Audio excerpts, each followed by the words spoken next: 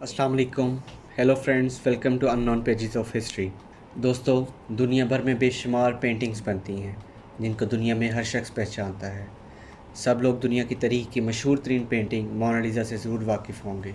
इस पेंटिंग को आप बचपन से ही कहीं ना कहीं देखते आ रहे होंगे, जो पुरस्रार तरीके से मुस्कुरा रही है। दोस्तों, मोनालिसा दुनिया की महंगी तरीन पेंटिंग भी है। सिर्फ इसकी इंश्योरेंस $800 मिलियन है, यानी 1 अरब रुपया।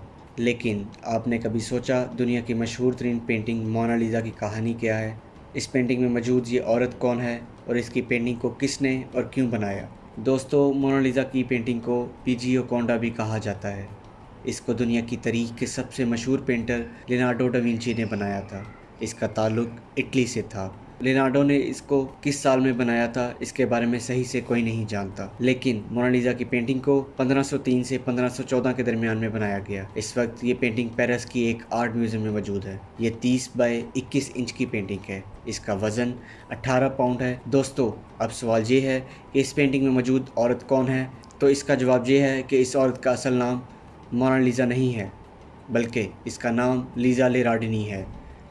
मोनालिसा का मतलब माय लेडी लीज़ा होता है, इसलिए इस पेंटिंग को मोनालिसा कहा जाता है। इस पेंटिंग में मौजूद औरत लीज़ा लेरार्डिनी का ताल्लुक फ्लोरेंस यानी इटली से था। इसका शौहर इटली का मशहूर ताजर था जिसका नाम फ्रांसिस्को जियोकोंडा था। इसी ने लियोनार्डो डा विंची को अपनी बीवी की पेंटिंग बनाने को कहा था और इसीलिए मोनालिसा को जियोकोंडा भी कहा जाता है। दोस्तों, लियोनार्डो डा विंची इस वक्त का और अब तक का बिलाशुबा सबसे बेहतरीन पेंटर है। इसका ताल्लुक इटली से था। ये फ्लोरेंस में रह रहा था। फ्लोरेंस आज के दौर का इटली है। जिस बिल्डिंग में ये रुका हुआ था वो बिल्डिंग भी इसी ताजर फ्रांसिस्को जियोकोंडा की थी। लीज़ा की उम्र इस वक्त 15 साल थी जब इसकी शादी शख्स से करा दी गई थी। ये शादी इसकी मर्जी के खिलाफ हुई क्योंकि फ्रांसिस्को नॉर्थ अफ्रीका से औरतों को गुलाम बनाकर अपने और अपने दोस्तों के घरों में काम करने के लिए रखा करता था। इसको लीज़ा पसंद आई और लीज़ा के घर वालों ने इसकी दौलत देकर इसे शादी कर दी। 1595 में लीज़ा की शादी इस शख्स से हो गई थी। कुछ लोगों के मुताबिक पेंटिंग में मौजूद लीज़ा की उदास मुस्कुराहट की वजह भी यही है कि ये औरत अपनी ज़िंदगी से खुश नहीं थी। दोस्तों, इस पेंटिंग को फ्रांस के बादशाह किंग फ्रांसिस वन ने 1797 में ख़रीद लिया था और तब से ये पेंटिंग फ्रांस के म्यूज़ियम में मौजूद है। लेकिन इटालियन इस बात से सख्त नाराज़ हैं। इनके मुताबिक इस पेंटिंग में मौजूद औरत और इसकी पेंटिंग की तारीख सब इटालियन है। इस पेंटिंग को इटली में ही बनाया गया था। यहाँ तक पेंटिंग बनाने वाला मशहूर पेंटर लियोनार्डो डा विंची भी इटालियन है और इसीलिए इस पेंटिंग को इटली में होना चाहिए। यही वजह है ये पेंटिंग जो फ्रांस से इटली लाने के लिए बेशुमार कोशिशें की गई।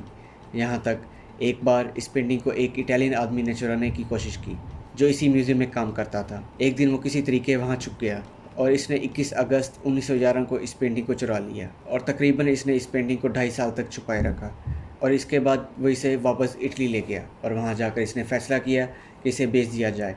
तो इसने इसके लिए एक एंटीक डीलर से रब्ता किया जो इसकी सही कीमत अदा कर सकता था, क्योंकि वो डीलर जानता था कि ये मोनालिसा की पेंटिंग है और चोरी हो चुकी है। तो इसने पुलिस को इतला कर दी, जिस पर इस चोर को गिरफ्तार कर लिया गया। इसे 7 महीने की कैद की सज़ा हुई। फिर इसका जहनी तवाज़ुन ख़राब करार देकर इसे रिहा कर दिया गया। इटली आज भी इस पेंटिंग को वापस लेने की कोशिशें कर रहा है। इस पेंटिंग में मौजूद लीज़ा से कई लोगों को इश्क भी हो चुका है। हमारे लिए शायद ये एक आम सी पेंटिंग होगी, लेकिन कई लोग इसके इश्क में मुब्तला हो चुके हैं। हत्ता कि नेपोलियन को भी इस पेंटिंग में मौजूद औरत से प्यार हो गया था। कहा जाता है एक वक्त में ये पेंटिंग नेपोलियन के पास मौजूद थी।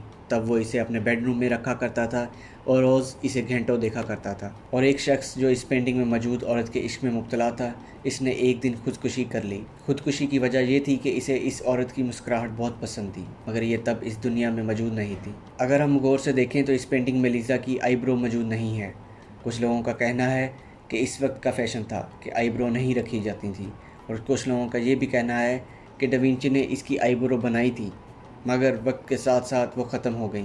इस पेंटिंग को फ्रांस के एक म्यूज़ियम में रखा गया है। ये पेंटिंग एक बुलेट प्रूफ ग्लास के पीछे रखी गई है और सिक्योरिटी भी ज़्यादा रखी गई है ताकि इसे दोबारा कोई चुरा ना सके। एक और दिलचस्प बात यह है कि ये औरत पेंटिंग में मुस्कुराती हुई नज़र आती है, मगर आप जब सिर्फ इसके चेहरे को देखेंगे तो नज़र आता है कि ये मुस्कुरा नहीं रही।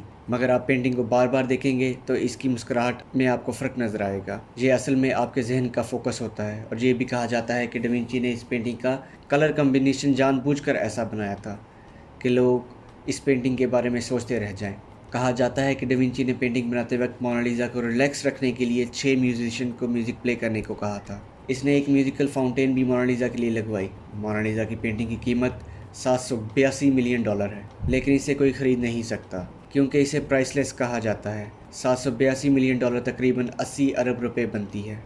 लीज़ा की मौत 15 जुलाई 1542 में हुई और इस पेंटर की मौत 2 मई 1519 को हुई। मोनालिसा की पेंटिंग दुनिया की मशहूर तरीन पेंटिंग है। मोनालिसा की पेंटिंग दुनिया की तारीख की सबसे ज़्यादा इंश्योरेंस हासिल करने वाली चीज़ है। 1962 में इस पेंटिंग की इंश्योरेंस $100 मिलियन की गई।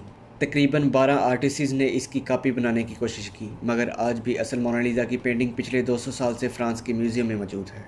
मोनालिसा क्योंकि फॉर सेल नहीं है, इसके बाद भी सबसे महंगी तरीन पेंटिंग डविंची ने ही बनाई, जिसे ग्रेटर मुंडी कहा जाता है। ये $400 मिलियन में फ़रोख्त हुई थी, जिसे हम कह सकते हैं तकरीबन 50 अरब में फ़रोख्त हुई, जिसे अबू धाबी के डिपार्टमेंट ऑफ कल्चर और टूरिज़म ने ख़रीद लिया था। Please like, share and subscribe unknown pages of history for more informative videos.